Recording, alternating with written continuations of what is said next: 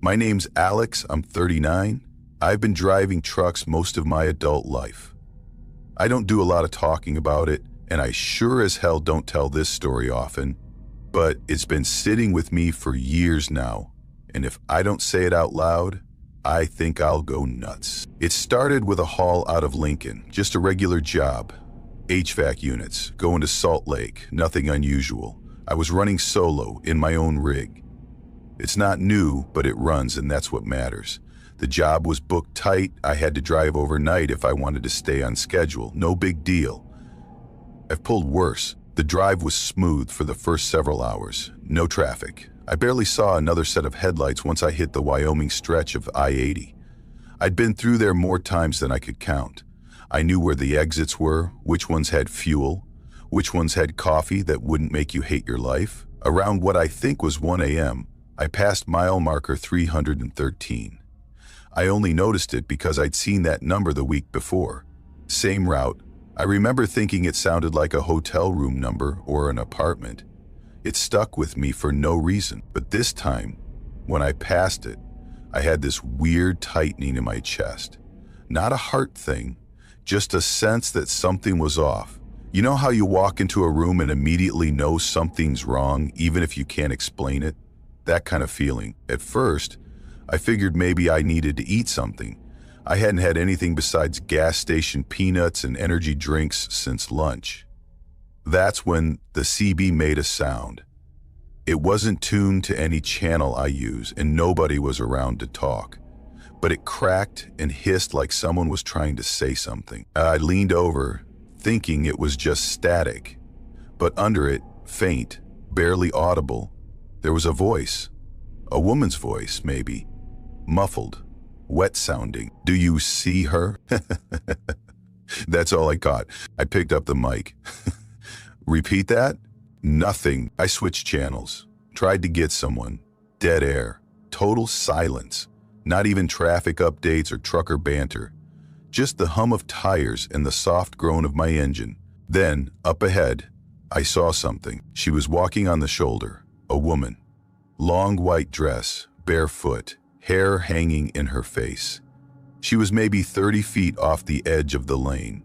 Just walking. Slow, steady. Not hitchhiking. Not flailing or crying for help.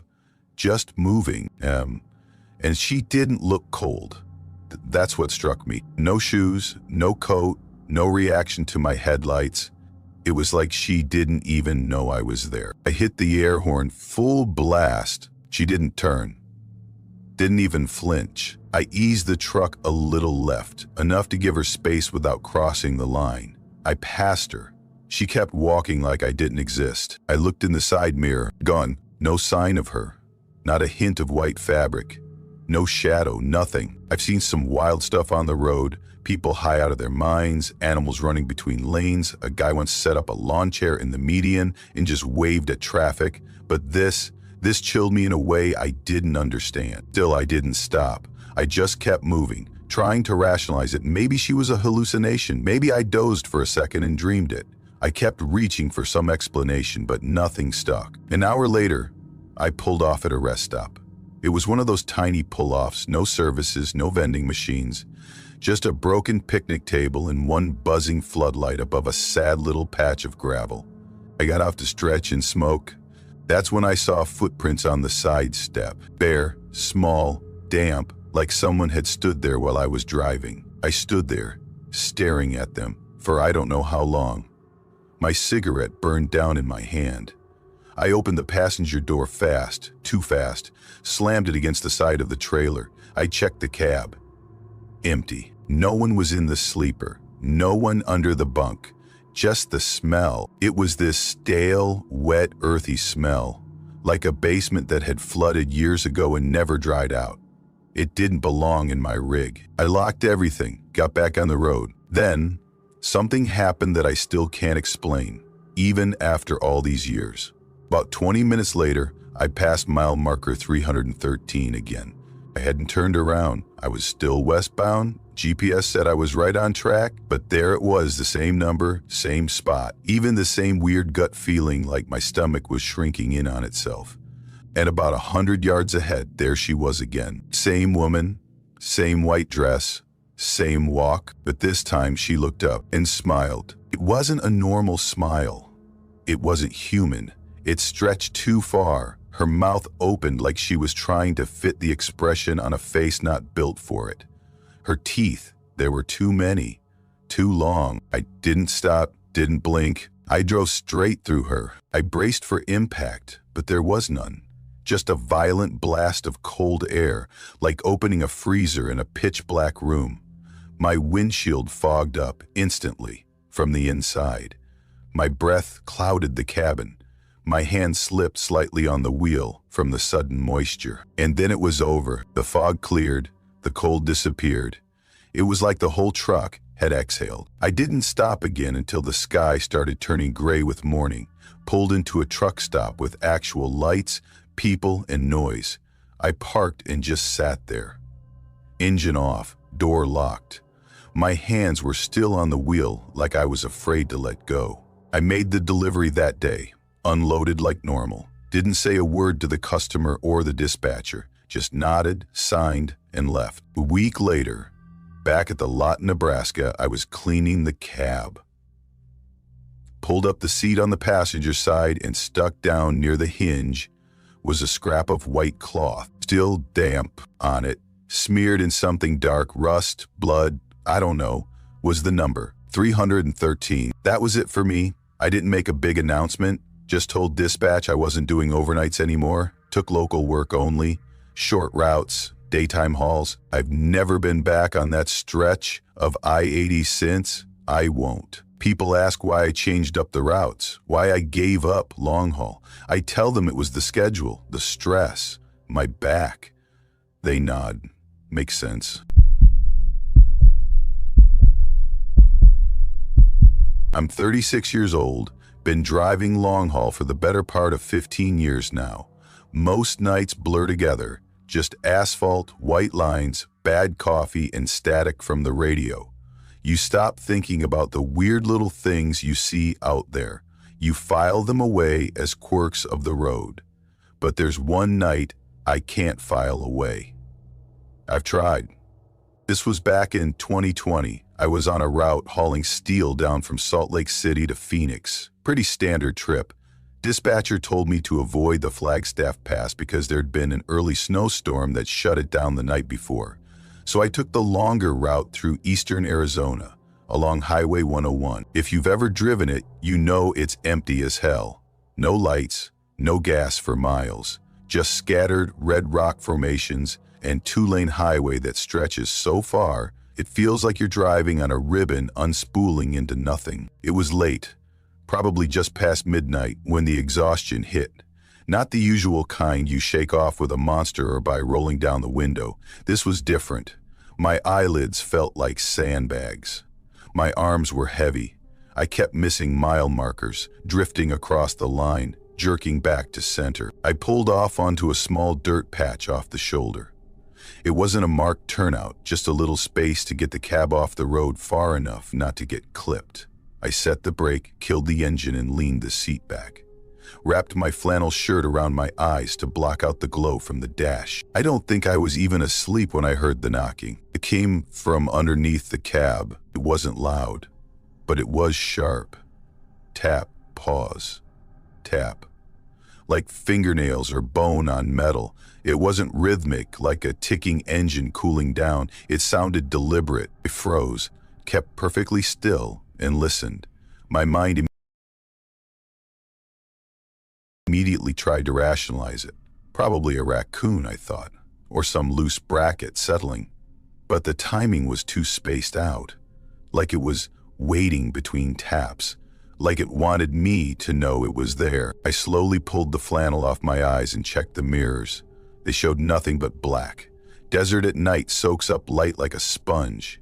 Even with a full moon, you don't see much past the shoulder. I reached out the window with my flashlight, angling it down to catch a glimpse under the truck. Nothing, just dust and shadows. The knocking stopped. I sat back, heart thudding just a little faster than I wanted to admit. Reached for the keys. The moment I turned the ignition, the cab filled with this horrific, screeching sound from the radio. Not static, not even feedback. It sounded like metal being torn in half. Long, high-pitched, nails-on-glass sort of screaming. I scrambled to shut it off, grabbed the knob, and twisted too hard. I actually broke it off in my hand. Silence dropped like a hammer. And in that silence, I saw her. She was standing behind the trailer, just there, about 20 feet back, in the middle of the dirt road I'd pulled off on. She looked like a woman, maybe mid-30s. Black hair, long and tangled. Skin tone said she could have been Navajo, but something was off. Her limbs hung too loosely, like her joints didn't quite work. Her mouth was open, just hanging open like she was screaming, but no sound was coming out. Her arms were limp at her sides except for her right hand. That one kept twitching, like it was stuck in a loop. I didn't move. I don't even think I breathed. My whole body was screaming at me to stay still. Don't react. Don't blink. Don't look too long. Every instinct I had said, she knows you see her, she's waiting for something. And then I blinked. She was gone. I bolted out of the cab with the flashlight, circled the trailer, called out, "Hey, you okay?" No answer, no movement, just the hum of the wind and the ticking of the engine as it cooled. When I stepped back toward the cab, I heard something hit the ground near my foot. A faint clink. It was a tooth, a molar, human, yellowed, old, still had the root. I froze, light trembling in my hand, scanning the dirt for movement. That's when I saw something duck under the trailer. Just a flicker of motion, too fast to track clearly. I crouched and aimed the light under the rig. Nothing moved. But the dust under the truck was covered in handprints. Dozens, maybe more. They were small, like children's hands. Some were smeared, like something had been crawling, dragging itself under the trailer. Others were just pressed flat into the dirt on the tires, the gas tank, the undercarriage. There were even a few up high, like someone had been climbing up the side. I climbed back into the cab and locked the doors, pulled the crowbar from behind the seat and just sat there. No lights, no radio, just me, gripping cold metal, eyes flicking between the mirrors. Waiting. Around 2 a.m., I started to hear whispering. It wasn't inside the cab. It felt like it was coming from outside, circling the truck. I don't speak Navajo, but I grew up in Gallup. I've heard enough of it to recognize the sound. It wasn't speech, it was chanting. Low, rhythmic, continuous. It went on for hours, and I sat there the whole time, not blinking, not speaking, not moving, just listening. By the time the sky lightened and the whispering stopped, I felt like I'd aged 10 years. My hands were stiff from gripping the crowbar. My legs were numb. I climbed out at dawn and checked everything. The handprints were gone. Every single one. Not even smudges in the dust. The ground looked untouched. And the tooth? Gone. I didn't waste time. I started the engine and drove. Didn't stop to eat, piss, or stretch. I made it to Phoenix by early afternoon, and I don't think I unclenched my jaw once during that drive. That night, I called an old coworker, Martin. He used to do freight runs through that area back in the day. I told him what happened, and when I got to the part about the woman and the tooth, he went quiet. Then he said, "You saw her." "What do you mean, her?" "She walks out there," he said, "along those old roads. Sometimes she shows up when you stop alone. Looks like a woman, but she isn't. Once she sees you, she doesn't forget." I haven't taken that route again. I don't stop on tribal land anymore, even for 5 minutes. I barely drive nights now unless I'm in a convoy or near a truck stop. I've been driving trucks longer than some dispatchers have been alive, 23 years and change. I don't scare easy. I've slept through tornado warnings, hauled loads through ice storms, even had a guy try to jack me at a rest area once. I've seen a lot of weird stuff out there, but nothing like what I saw off Highway 56. This happened about a year ago. I was on a solo run, hauling feed corn out of Wichita Falls heading west toward Gallup, route I've done 100 times. Smooth haul, mostly back road stretches, not a lot of towns between, which is fine by me. I like the solitude. Gives me room to think. That night, I remember everything being normal. Too normal, maybe. No weird feelings, no red flags. I just passed through a small stop called Medford and was planning to pull over in about an hour. I wasn't behind schedule or pushing too hard.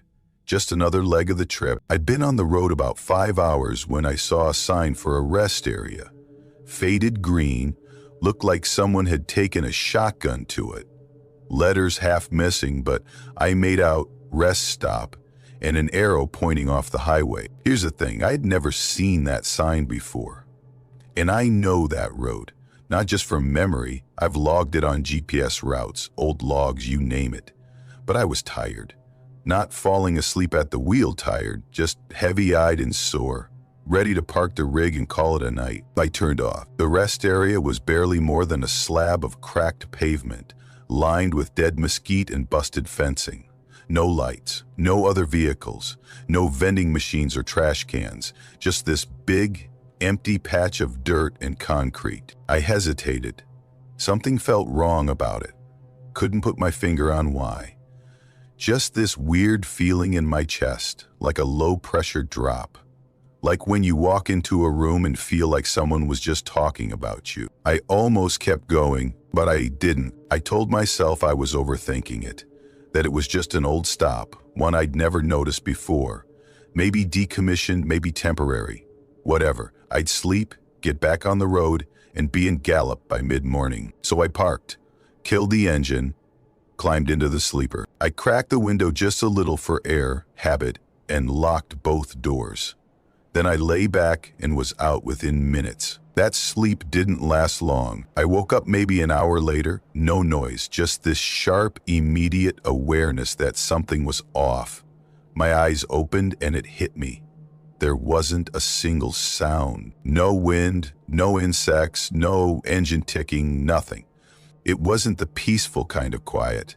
It was wrong, artificial, like the whole world had been put on mute. Then the smell hit, thick, wet, rotten, like meat left too long in a hot car. It made me gag and I sat up fast, head bumping the ceiling. My heart was already racing before I even reached for the flashlight. I flicked it on and leaned forward toward the windshield. The beam cut through the cab and out across the lot. That's when I saw it. There was someone standing on the road, right in the middle of the blacktop, not far from my truck. Just standing there, no movement, no lights, no reason to be there. At first I thought maybe they broke down, maybe their car had gone off the road. I clicked the key in the ignition. Nothing. My stomach dropped. I tried again. Still dead. My rig never fails me. I'm obsessive about pre-checks. Battery was brand new, installed 6 days earlier. I tried a third time, slower. Still nothing. I turned the flashlight back toward the road. The figure was still there. Same spot. Same posture. Just waiting. I stared, trying to make out more details. It was tall. Really tall.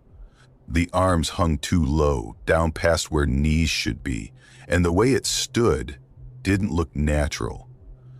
It wasn't hunched, but its neck was tilted, bent sideways like it had been popped out of place. Its head twitched slightly, like it was adjusting to the light. But it didn't step forward.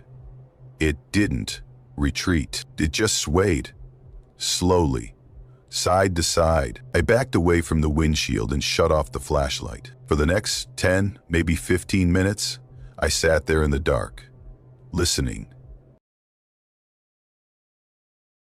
Breathing shallow, waiting for it to move. And then I looked again, and it was gone. I flicked the flashlight back on, swept the beam across the lot.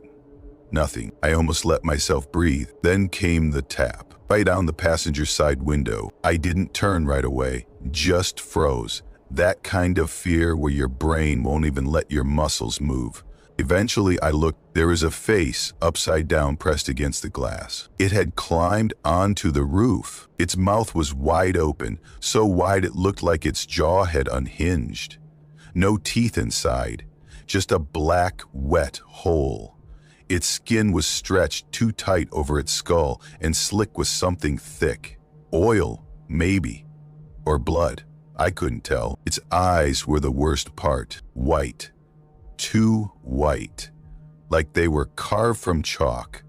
And they bulged. No lids, no movement, just these pale orbs staring straight through the glass. I couldn't scream, I couldn't even breathe. My whole body locked up, heart hammering against my ribs like it wanted out. I backed slowly toward the sleeper, keeping my eyes on it. Then, without warning, it dropped out of sight. No sound, no thump on the hood, just gone. I stayed up the rest of the night, flashlight aimed at the windshield, wrench in my lap, sweating through my clothes. At some point, I passed out. When I woke up, it was light out. Everything looked normal. Too normal. Desert, stretch, empty highway, birds in the distance, like nothing had happened. I started the truck, first try. Engine purred like a cat. I didn't eat, didn't check the tires, I just drove. Didn't stop until I hit Gallup. That night, I parked at a big, crowded truck stop. Lots of lights, people moving around. Felt safe until I climbed into the sleeper and pulled the curtain and saw the handprints, 2 of them, long, wet, smeared across the outside of the passenger side window, but like something had been trying to get in. I cleaned them off, didn't tell anyone. A couple weeks later, I was filling up in El Paso. Another driver was chatting with me while the pumps clicked. I casually mentioned Highway 56. Told him I'd taken a weird old rest stop west of Medford. His face went pale. He looked at me and said, "You pulled off there?" I nodded. He didn't ask what happened, just said, "You saw it." Then he walked away, didn't say goodbye. Didn't finish his coffee. Nah, I don't take that road anymore. I reroute through Amarillo. Adds about 2 hours depending on traffic. Don't care. I don't stop at rest areas I don't recognize. I don't crack my window. I don't ignore my instincts. And I don't sleep as easy as I used to, because whatever that thing was, it knew me. It climbed up there on purpose. It wanted in, but it didn't get me. My name's Ray. I've been in the trucking game for 21 years. That's a lot of miles, a lot of late-night coffee, and more gas station sandwiches than I care to count. Over time, you stop noticing most of the weird stuff out there. The highway plays tricks on your eyes, your brain zones out for stretches, and sometimes, yeah, you see things. But this wasn't that. This wasn't a trick or a blur in my mirror. This was the only time in my career something rattled me so bad I changed how I worked. I stopped doing night runs entirely after this. It started like any other haul. I had a trailer full of electrical transformers coming out of Idaho Falls. Destination, Cheyenne. Simple enough. I'd run that route so many times I didn't even need to check GPS anymore. Through Pinedale, past Rollins, straight on to Cheyenne. Easy money. I remember I stopped at this beat-up gas station just before the Wyoming border. It had one of those old displays that clicks over the numbers like it's still 1989. I swiped my card, nothing. Tried again. The pump reset. Tried a third time, reset again. Weird, but not unheard of. I went inside to pay, and the cashier, this wiry kid with a faded neck tattoo, saw my face and said, totally straight-faced, "Yeah, it does that when the ghosts mess with it." I smirked, said something like, "Good one," and handed him cash. He just shrugged like he wasn't joking. I didn't push it. Got back in the cab and rolled out. That stretch of road heading southeast into Wyoming is quiet at night. I mean quiet. Not eerie, just normal for that area. But as I crossed the state line, something started to feel off. I can't explain it in a way that sounds logical, and that bugs me. It wasn't the road, it wasn't the truck. I just felt watched, like something was tagging along, just out of sight. I passed a few empty rest stops, no lights on. Didn't see another rig for miles, just me and the highway. Then I saw it, 2 headlights just off the road, set back between a line of skinny pines. The lights were too high and too far apart to be a car. Another truck, maybe, pulled off for the night? That's what I told myself. But they were pointed the wrong way. Not toward the road, not angled for re-entry, no. These lights were aimed directly across the road, pointed straight at me, like they were watching. I slowed down, leaned forward. That creeping sense in my gut was back. As I passed the spot, the lights vanished, not dimmed, not flickered, just gone. No cab, no taillights, no sound, nothing behind the trees. I checked my mirrors, clean, no sign of a vehicle, no glint of metal, no movement at all. Just empty snow and still trees. I told myself it was some kind of roadside equipment maybe, a weird angle, maybe headlights from a truck coming off an access road, and I just missed the turn. 10 minutes later, there they were again. Same lights, same height, same distance from the road, same angle.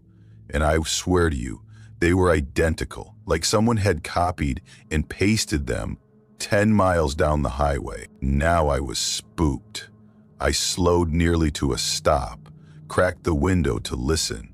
Cold air hit me, but I didn't care. There was nothing. No movement, no wind, no traffic. I grabbed the flashlight and aimed it into the trees. My hands were a little unsteady, and I hated that. I've driven through blizzards. I've had close calls with moose, jackknifed once back in 2011. Never shaken me, but this was something else. Then the lights blinked out, just like before, gone. I sat there for a second, flashlight still pointed, heart thumping in my ears. I told myself I was tired. That was the best I could come up with. I kept going. A few miles later, I saw a turnout. Gravel patch, looked like maybe it used to be a way station or some kind of snowplow staging area. No lights, no signs, just a wide, flat spot to park. I pulled in, backed the trailer against a snowbank, and shut everything off. Silence. Not peaceful silence, loaded silence. I climbed into the sleeper cab, left my boots on, just lay there, flashlight within arm's reach, not sleeping. Just thinking, what if it wasn't headlights?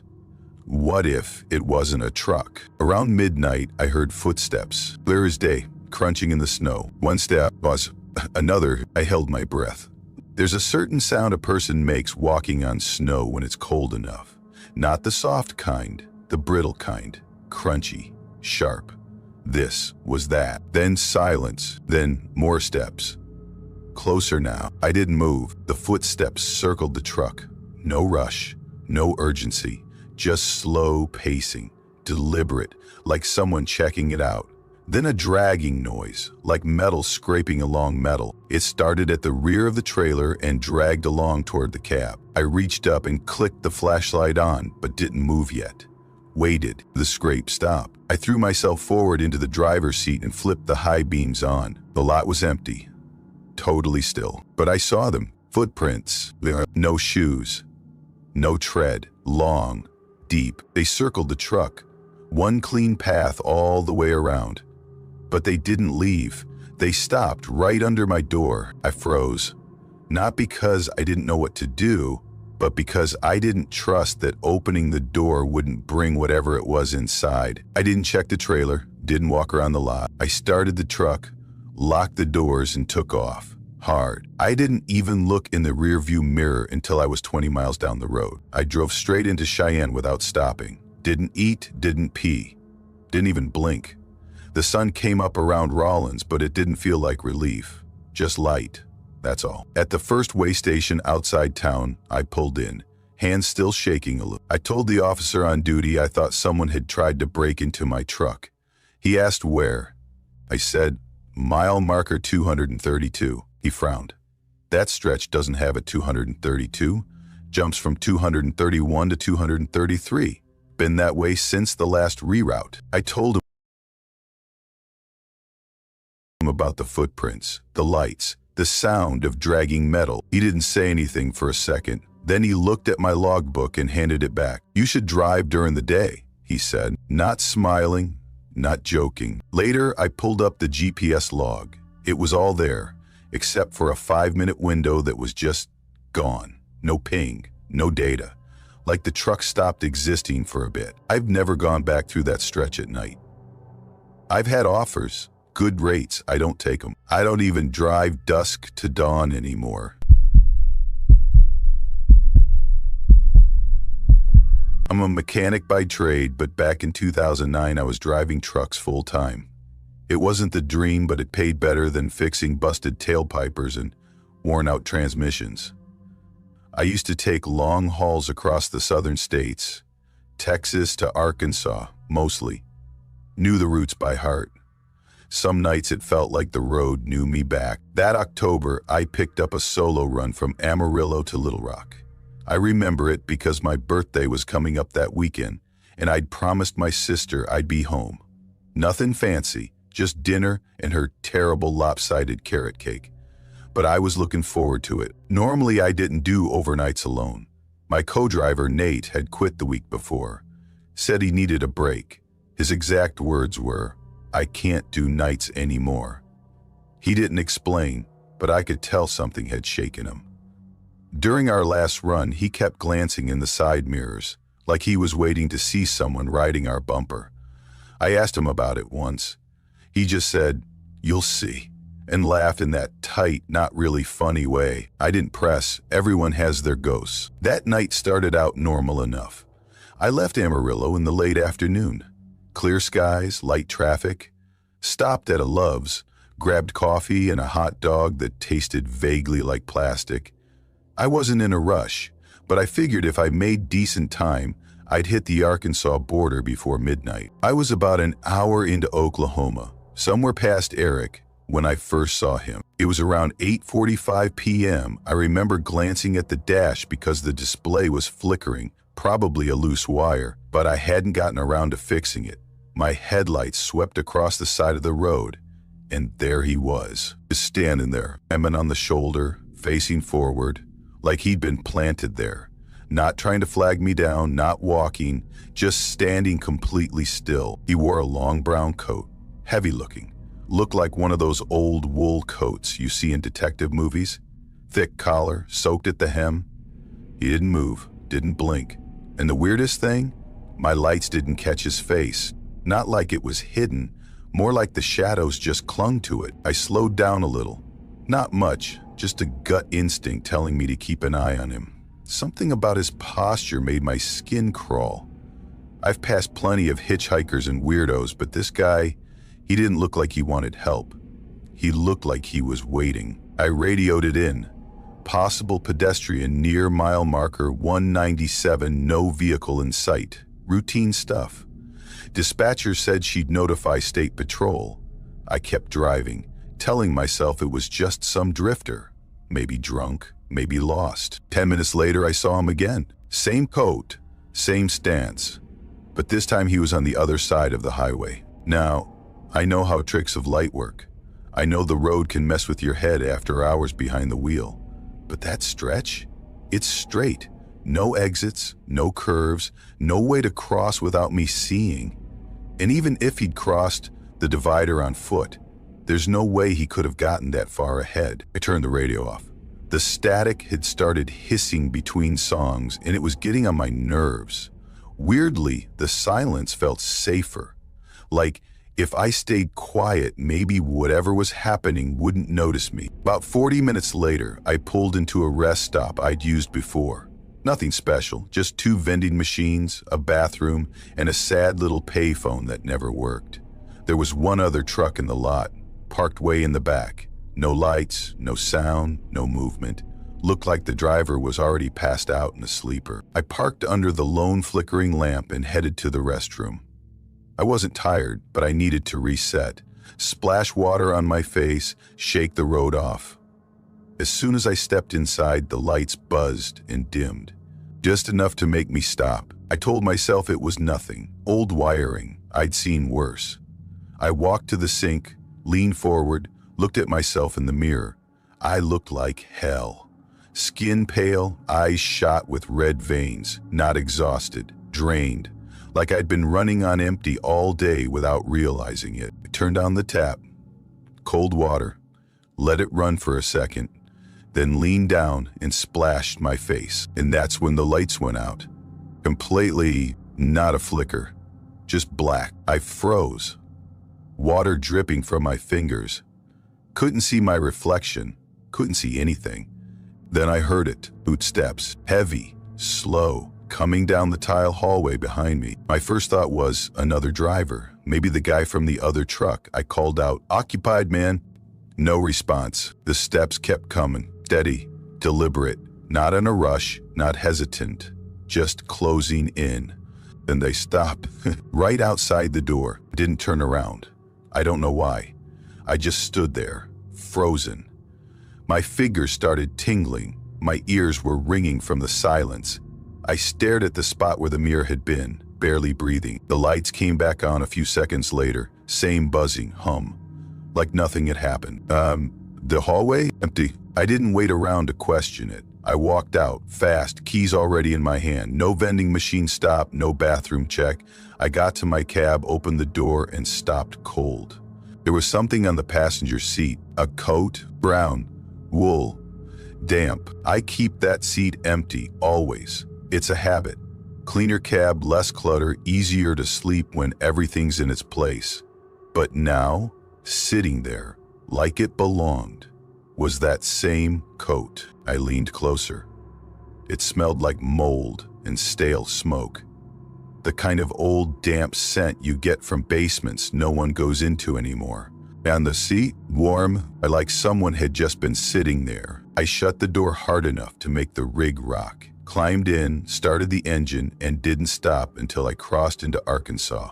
The moment I saw that Waffle House sign glowing by the interstate, I pulled off.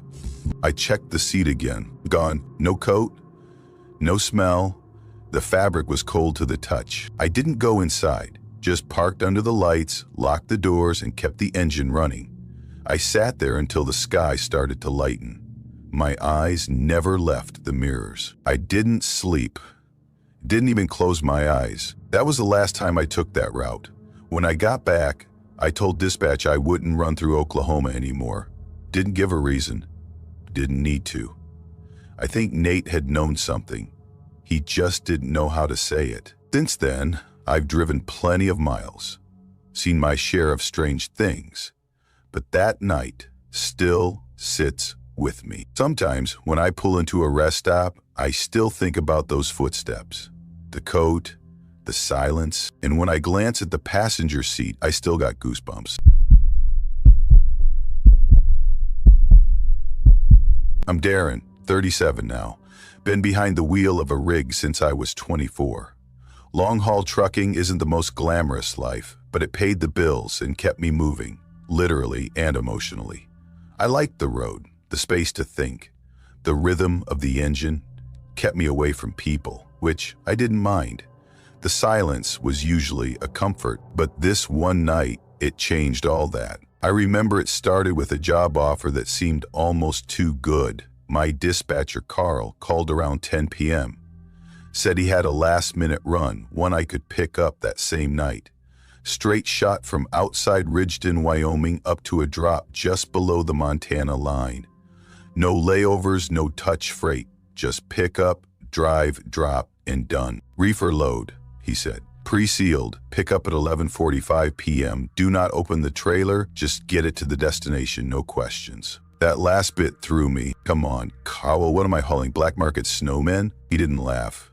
Just don't open it, no stops, unless it's for fuel. Now, I've dealt with high security loads before. Pharmaceuticals, electronics, stuff like that. But this had a different tone. I could hear it in his voice. Something cold and final. Still, I said yes. Money was tight. I was behind on everything, rent, truck maintenance, credit cards.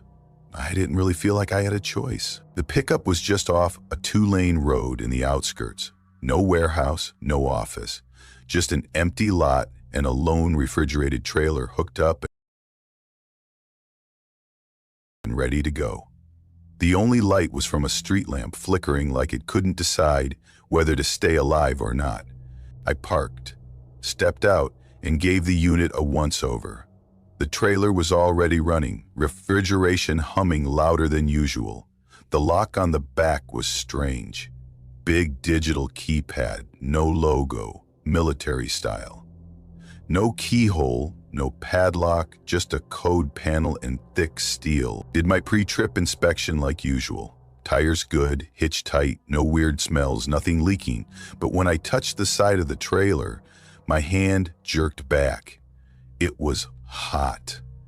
Not warm, hot, like something had been running inside it for hours. That's not how reefer units work.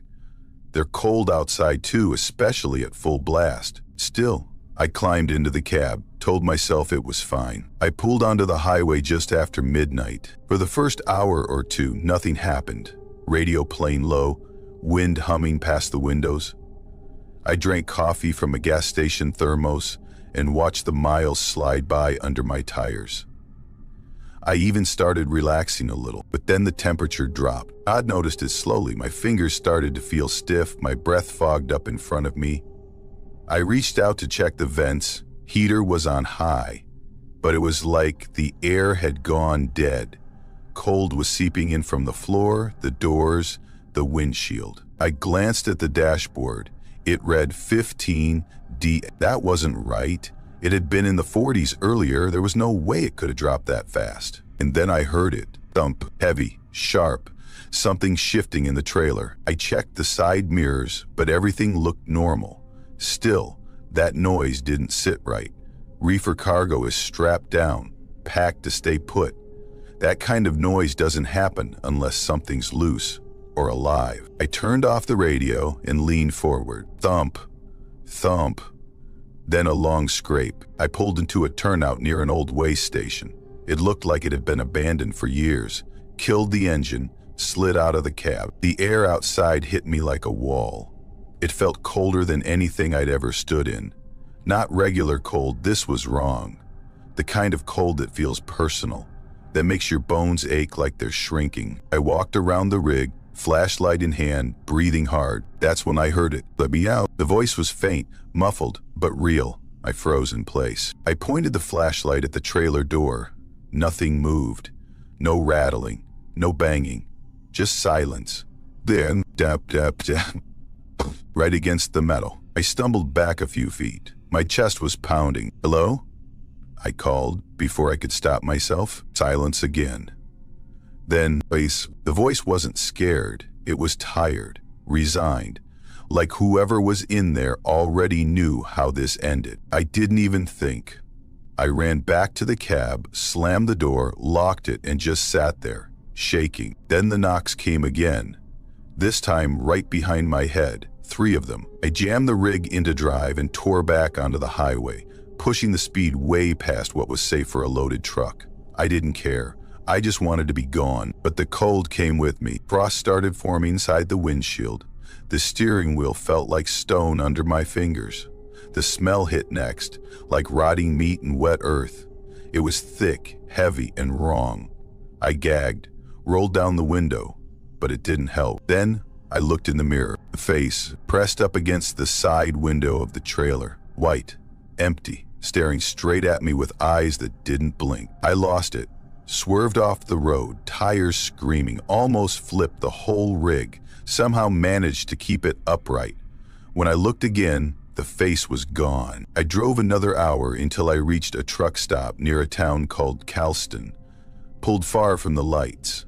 I got out and walked around the trailer again, hand on my phone, ready to call the cops. That's when I saw it. Blood, a slow, steady smear running down from the top seam of the trailer. Thick, red, real. I touched it without thinking. It was warm. I backed away and stumbled inside the diner, past a few rough-looking guys at a corner booth. Didn't say a word, just headed to the bathroom, locked the door, and scrubbed my hands until they went numb. When I came back out, the rig was gone. Not moved, not driven off. Gone. No sound, no taillights, no skid marks. Just a dark, empty patch of concrete where it had been. I rushed to the counter, asked the cashier if she saw anything. She looked me over for a second, then asked, "You with Hollow Pines?" I nodded slowly. She shook her head. They went under almost a decade ago. One of their trucks went missing in a snowstorm up near Glacier Pass. Never found the load. She pulled out an old, yellowed newspaper from under the counter. It showed a picture of a rig half buried in snow. My trailer. Same number, same logo, everything. That one was carrying unclaimed flood victims from Idaho, meant for forensic analysis. Never arrived. Some say it still shows up when the temperature drops. I left my number with her. Spent 3 nights in the motel next door, hoping to see the truck again. Hoping not. It didn't come back, but that knocking did. First night, 3:12 a.m. knock, knock, knock, right behind my motel bed's headboard. I sat up, held my breath. Then, just barely, please just let me out. Now, no matter where I go, it follows. Not every night, but enough. I'll wake up and the mirror will be fogged, even if the room's warm. I'll smell something sour, sweet, dead. And sometimes, just for a second, I see that face staring back in the reflection. I quit trucking after that. Sold my rig, got a job at a warehouse across town, stacking boxes and scanning inventory. It's boring, but I'm done with it. I'm Mike. I'm 42, and I've been a long-haul truck driver since I was 21. That's over 2 decades on the road, just me, my rig, and a map that might as well be tattooed on the back of my hand by now. I don't have kids, never got married. Used to date a woman named Carla in Idaho, but she didn't like the silence between calls. I guess I've always been better with distance than closeness. Trucking gave me freedom. No office politics, no alarm clocks, just the steady rhythm of tires on pavement, a thermos of gas station coffee, and the knowledge that no one was looking over my shoulder. And for all the years I've spent hauling things across this country, I thought I'd seen the weirdest the roads could offer. Until that one job that still keeps me up some night. It was a Tuesday when I got the call. I remember because I'd just finished unloading at a warehouse in Flagstaff and was looking forward to a slow dinner and early sleep. Ben, my dispatcher, rang me around 6, said he had a late pickup from a private contractor with a sealed crate needing to get to a drop point just outside of Dallas. He didn't sound excited about it, which, coming from Ben, was rare. He usually pitched jobs like a car salesman who moonlights as a radio host. This one's different, he said. You don't have to take it, but they're paying triple, cash, no questions. I asked what the cargo was. He hesitated. They wrote down experimental equipment.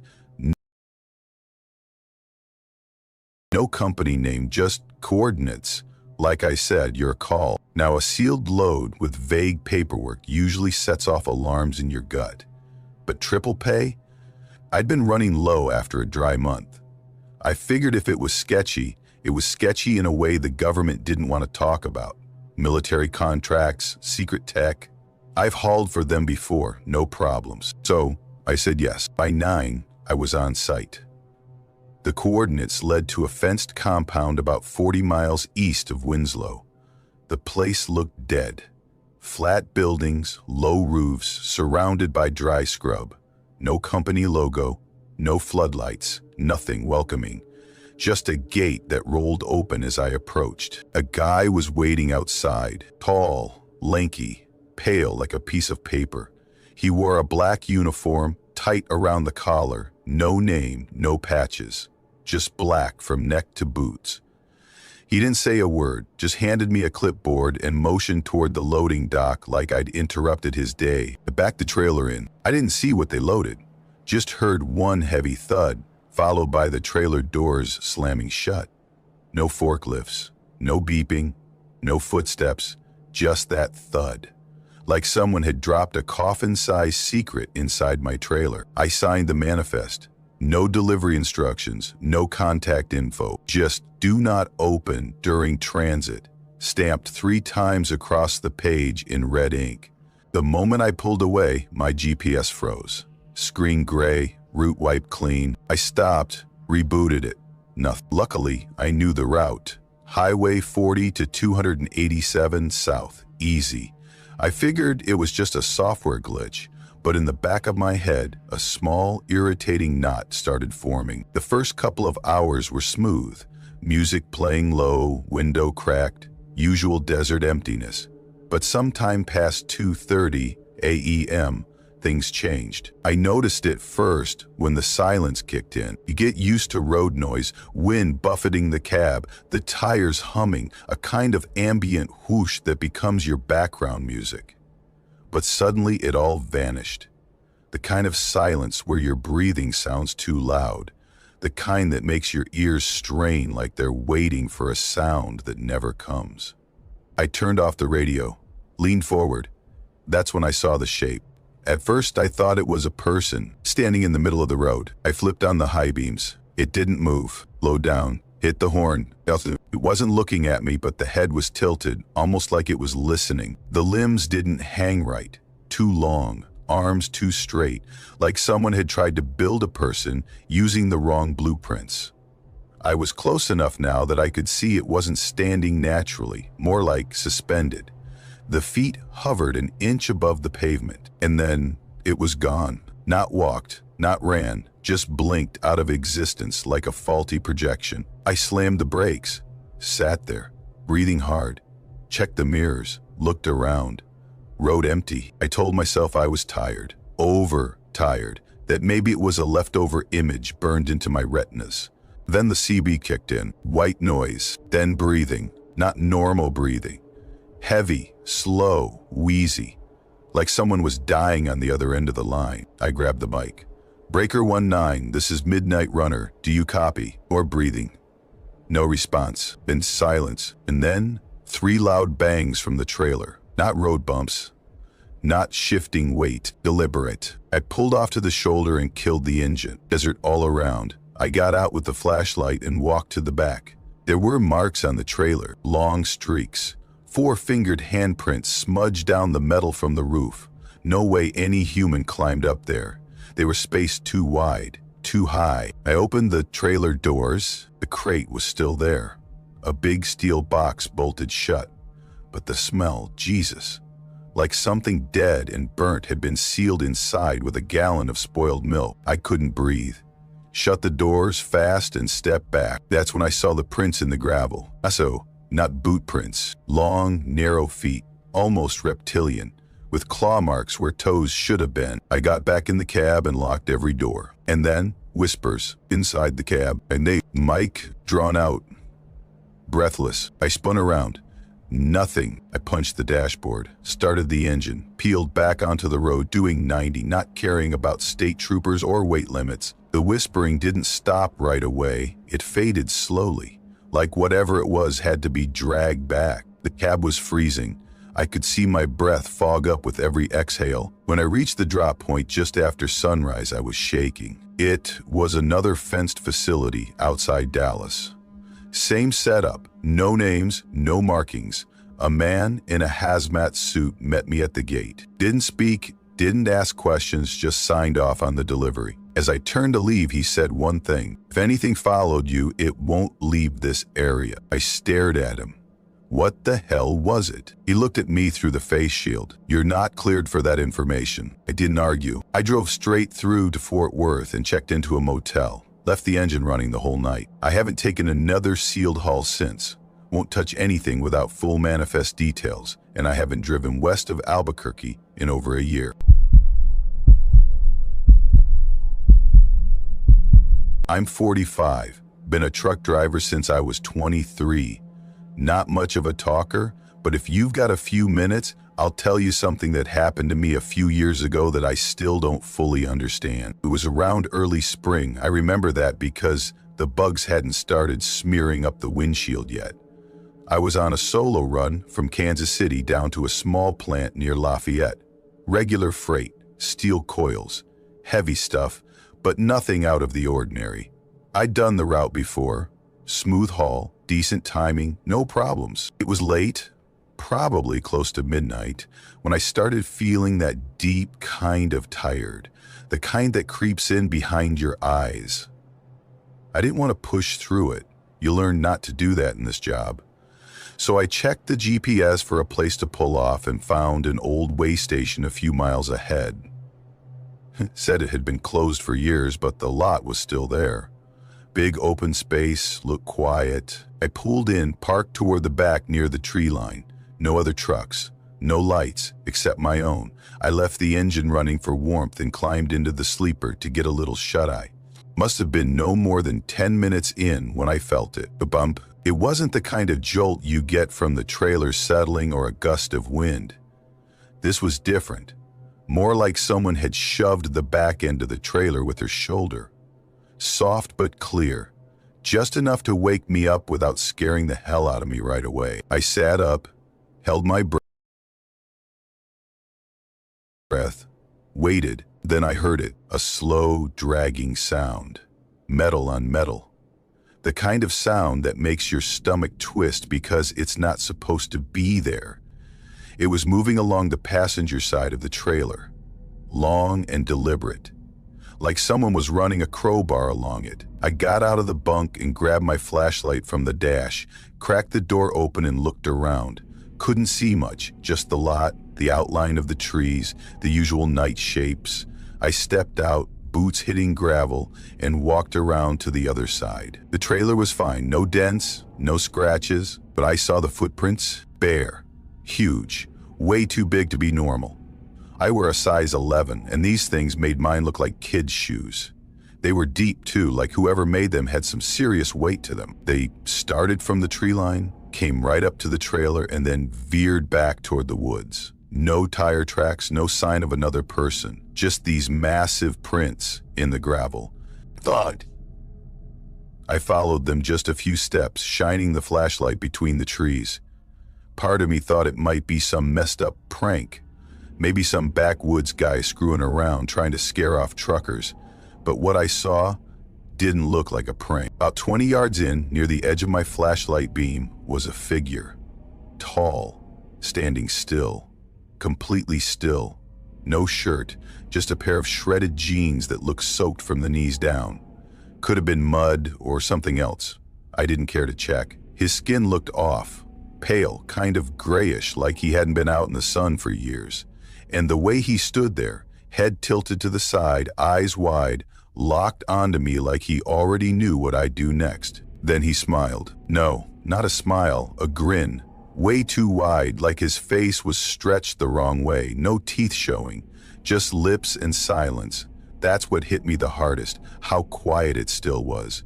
No bugs, no wind, nothing. Just this guy, or whatever it was, staring at me from between the trees. I didn't yell, didn't threaten him, just turned around and walked, fast, but steady, back to the cab. Got in, locked the doors, started the engine, and I drove. I didn't even check the side mirrors, just kept my eyes on the road and got back on the highway like my life depended on it. Because honestly, it felt like it did. I made it maybe 10 miles down the road before I glanced up at the rearview, and that's when I saw footprints. Same kind, only now they were on top of the trailer. I slammed the brakes. Hard. Almost jackknifed the whole rig. Pulled off into a rest area that had a working street light.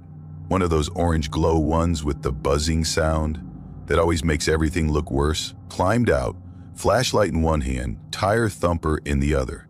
My hands were shaking. Not bad, but enough that I had to slow down climbing the ladder to the roof of the trailer. There was nobody up there, just dust and a cold breeze. But right near the edge, written into the dust, was one word. I remember the letters weren't scrawled. They were clean, careful, like someone had taken their time with them. I got down, didn't even look back, got in the cab and drove straight through to Lafayette. No more stops, no breaks, no back roads. For the drop, I took some time off. 2 weeks. Told dispatch I had the flu, couldn't sleep for more than a couple hours at a time during that stretch, and when I did, I'd wake up convinced something was outside the window. Never was. But I stopped parking in isolated spots after that. Always picked truck stops with lights and people, even if it meant paying. I never saw the thing again, but once in a while, when I'm parked overnight and everything goes still, I'll feel it again. That soft bump, the one that wakes you up just enough to wonder if it was real. I've been driving long-haul trucks for a living most of my adult life. It's not glamorous, but it's steady, and I liked the solitude. There's something comforting about the rhythm of it, just me, my rig, and the open road. Most of the time, it's predictable. Drive, rest, deliver, repeat. But every now and then, something slips through the cracks of normal. This story, this thing that happened to me, doesn't fit into any category I know. It was 3 winters ago, middle of a cross-country haul. I was hauling refrigerated goods, frozen poultry, I think somewhere out west, past Nebraska. I'd been through that stretch of I-80 more times than I could count, and honestly, it's not one of the more exciting routes. Mostly flat land, small towns, long stretches of empty road.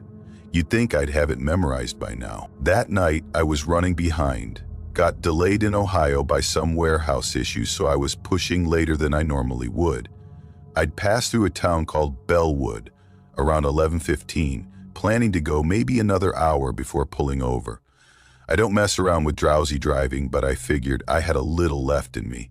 Then the tiredness hit. Hard.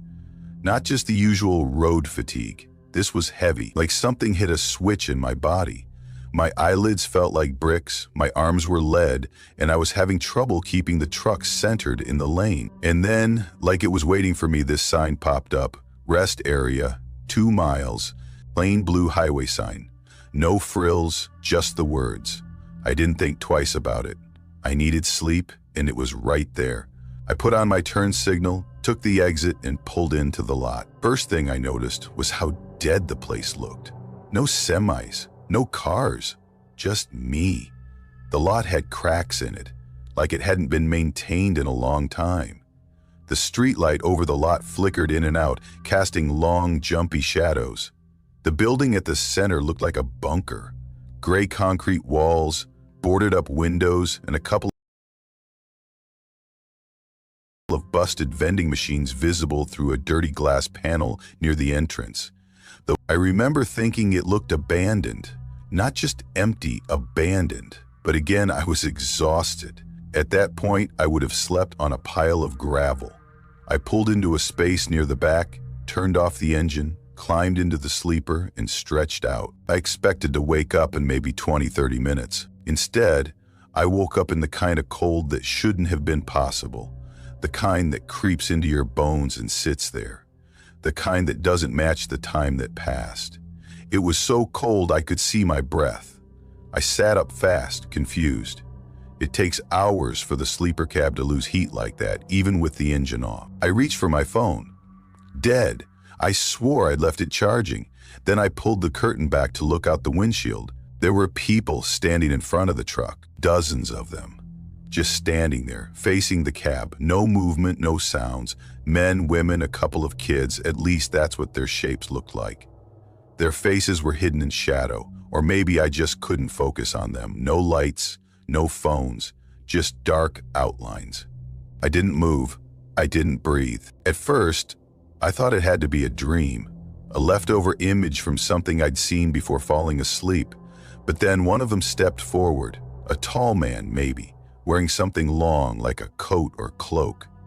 He walked slowly toward my door, unhurried, almost casual, like this was just a thing he did every night. That's when panic kicked in. I lunged forward, locked the doors, and climbed into the driver's seat. I flipped on the headlights, and they were gone. Not walking away, not running, just gone. No trace, empty lot. I sat there in silence, gripping the steering wheel, heart pounding so hard I thought it might break something inside me. I didn't try to rationalize it. I didn't ask questions. I just tried to start the engine so I could get the hell out of there. The rig wouldn't turn over. Battery was dead, completely drained. It had been perfectly fine before I parked. I was stuck, alone, with no phone, no engine, no heat. I threw on my coat, grabbed my flashlight, and stepped outside. The second I hit the ground, the cold slammed into me like a wall. I went around to check under the hood, more out of habit than hope, and that's when I saw the footprints. They were everywhere, all around the truck, circling it, deep prints in the frozen slush. No tire tracks from any other vehicle, no footprints leading in or out of the lot, Just these prints, like people had emerged from the pavement and stood there waiting. I backed away slowly, got back in the cab, locked up again, and stayed there. I didn't sleep. I didn't blink. I kept the flashlight on and pointed at the windshield, watching, waiting. Hours must have passed, but the sky never lightened. The lot stayed dark, no sun, no help, just me and that frozen rig. I must have blacked out again. There's no other way to explain it, because when I opened my eyes, everything was different. The cab was warm, the engine was running, my phone was back to life and charging like nothing had happened. I checked the time, it was almost 7 a.m. I looked outside. No footprints, no damage. The snow around the truck was fresh and untouched. I got out and walked the perimeter. Nothing. Not a sign that anyone had ever been there. Even the building looked different now, cleaner, brighter. But when I stepped toward it, something in me said no. I got back in the truck and drove away. Later, I checked everything. My GPS log didn't record any stop at a rest area in that location. I called a friend who used to run dispatch in that region and asked about the exit. He told me it was shut down years ago, torn out completely after some infrastructure upgrade. There shouldn't have been a rest stop there. I checked satellite maps, nothing, just trees and shoulder, no road, no sign, no lot. It didn't exist. And when I pulled the dash cam footage from that night, the segment covering the time I stopped, just static. A 4-hour stretch of total visual noise. I've been through that stretch of I-80 a dozen times since. Day and night, never seen that sign again. Never found the exit. It's like it was there just that one time, waiting for me to be tired enough to see it. I don't stop between mile markers 238 and 240 anymore. Doesn't matter how tired I am, doesn't matter how long I've been driving, I'll keep going until I pass it.